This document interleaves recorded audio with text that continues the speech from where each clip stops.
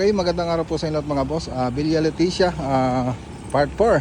So update lang po tayo rito. Siyempre huwag nyo kalimutan na i-follow tong page natin. Ayan, maraming salamat nga pala sa mga nagbigay ng star sa last na reels natin sa Aguilar Project. Ayan, sa mga nag-view, sa mga nag-share, maraming salamat po.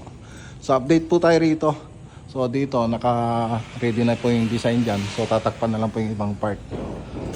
Okay, so nakapag metal frame na po tayo rito sa ground floor. Ayan.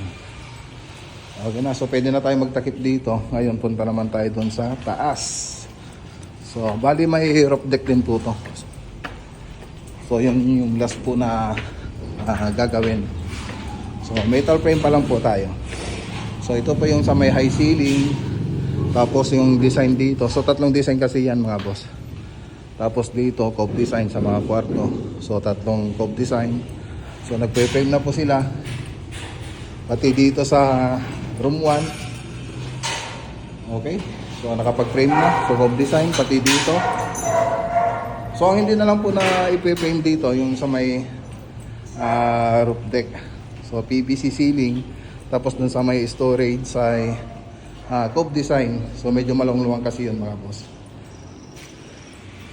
Okay, so yan lang po yung update dito sa Villa Leticia project. Magandang araw po sa inyo lahat at God bless.